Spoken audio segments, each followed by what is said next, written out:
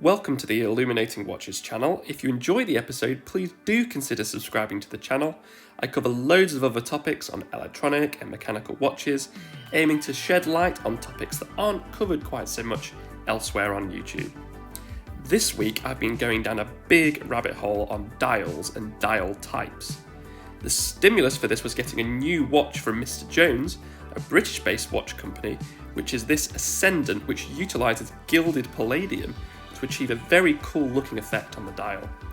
Of course, this is a much broader topic that goes into different techniques like gear shade dials, tapisserie patterns, sector dials, linen style dials, pie pan shaped dials, sunburst effects, as well as all sorts of other types of finish.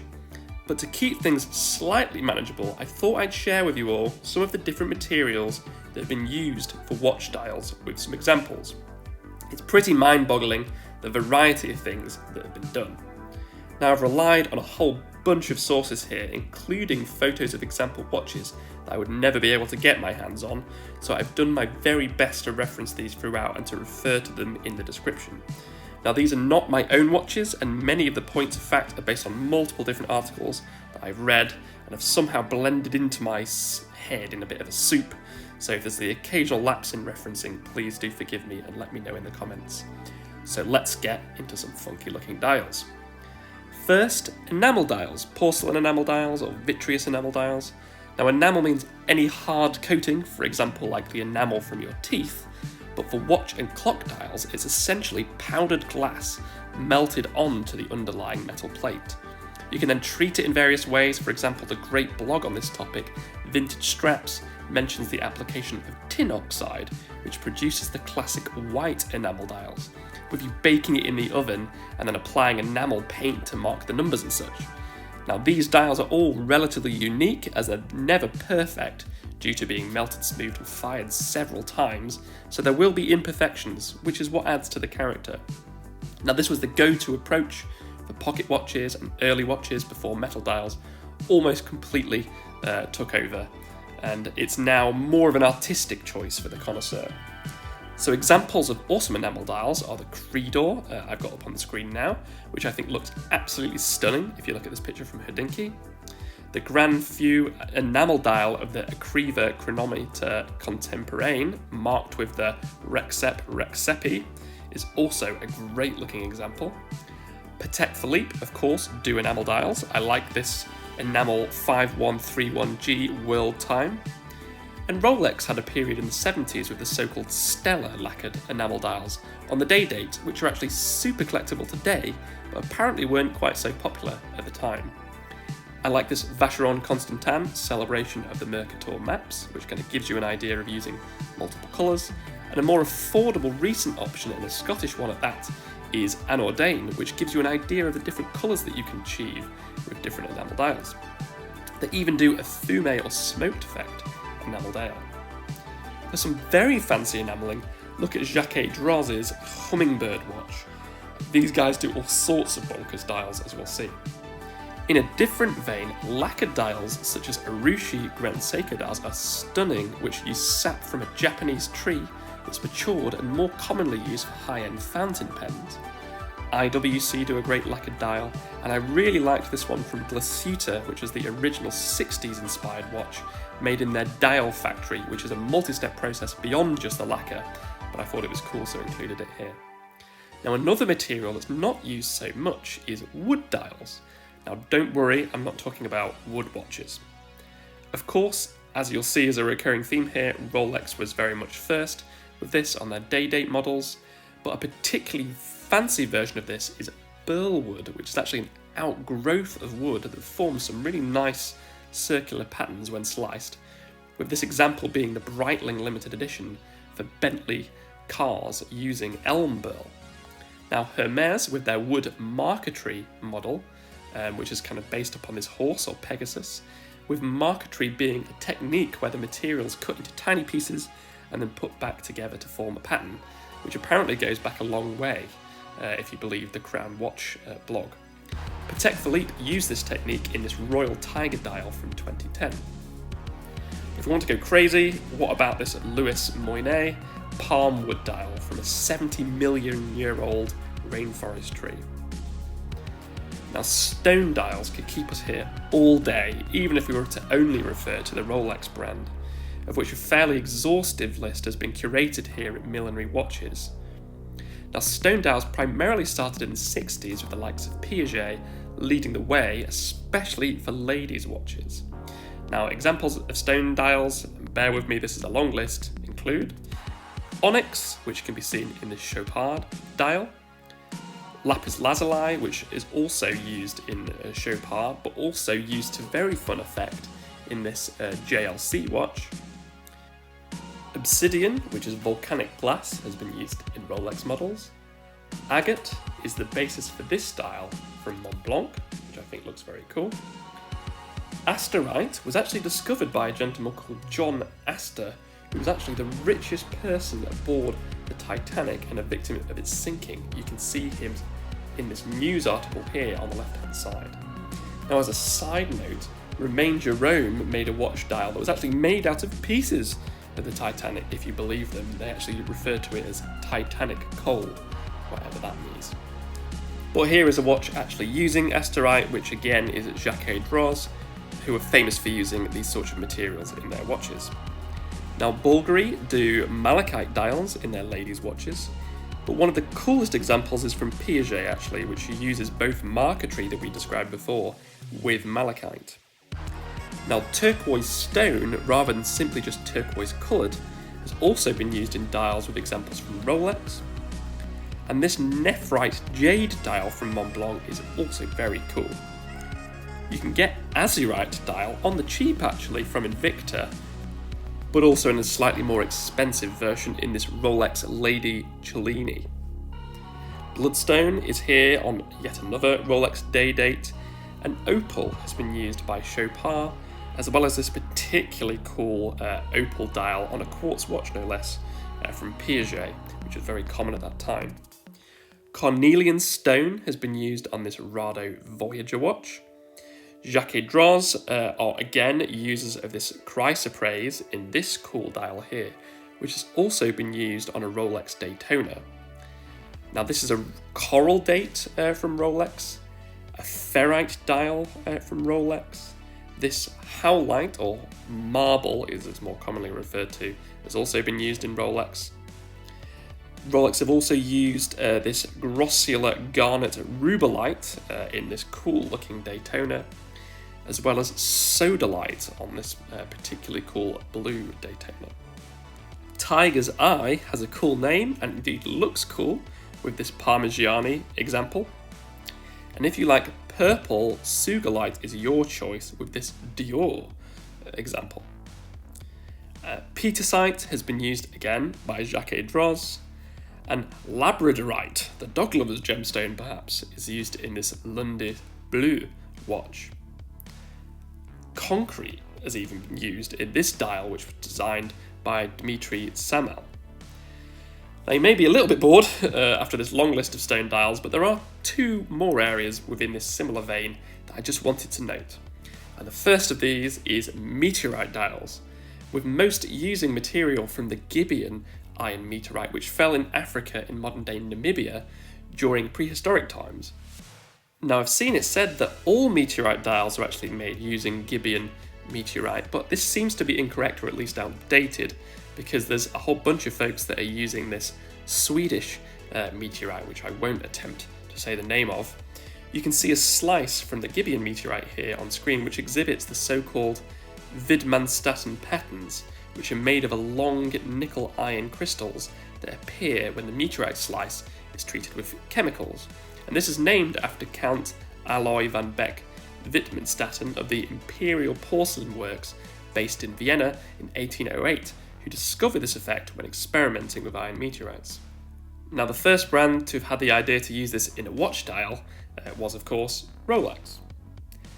But Omega have also used it in the grey side of the moon version of the Speedmaster, and the absolute coolest one I've seen is this incredible De Bethune DB2AXP meteorite dial by Denis Flageolet, covered in a great article by Monochrome Watches. they deployed some very fancy techniques to actually blue the Meteorite dial, which looks super sci-fi.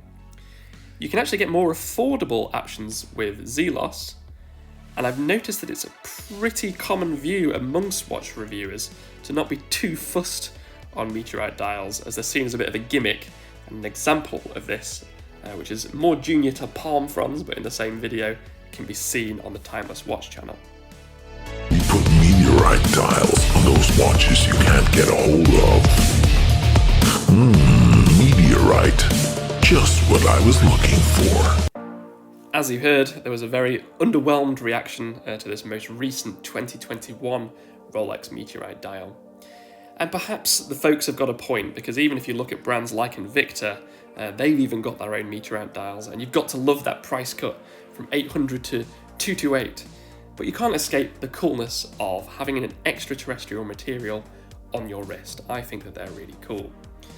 Which is a nice segue into a few more gimmicky things in a related vein, which is again the Romain Jerome Moondust watch, which is probably the most ridiculous example of leveraging exoticness of material to sell watches. These are the same people who did that Titanic watch from before.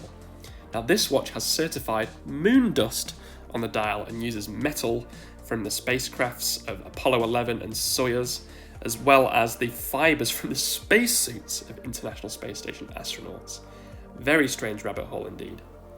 Now I'd said I'd had a couple of extra additions. The second one is more around fossil related dials. So the first of these is good old coprolite, more commonly known as fossilised dinosaur poo. Now this has actually been used by the brand Archer, who've made a name for themselves by making dials out of funky stuff. A slightly classier fossil-based dial is stromatolite, one of the oldest fossils known, which Daniel Haas, one of the leading guys in the exotic dials field, made for Louis Moinet. He'd also worked on similar projects such as a watch dial made out of dinosaur bone. Another cool fossil-based watch is the Rolex Day-Date that has an ammonite dial. So hopefully from this long list, much longer than I'd anticipated, you can see that stone dials is a whole world in itself. So in a slightly different zone, let's move on to think about some precious metals and materials used in watch dials. Now, established in the 30s but used more widely in the 40s, electroplating enabled the use of precious metals on the dial.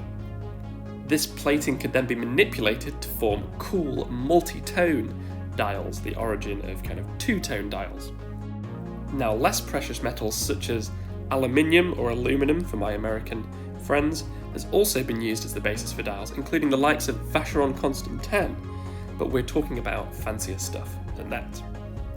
Now, the first of these is mother of pearl, or nacre, which is the lining at the inside of the shell of mollusks or oysters, and it's this substance that actually eventually forms pearls, which is why it's called mother of pearl. You can see this on this Erlangen-Zerner, and this Vacheron Constantin being a nice example from his Hodinkee article on the topic, which goes into mother of pearl.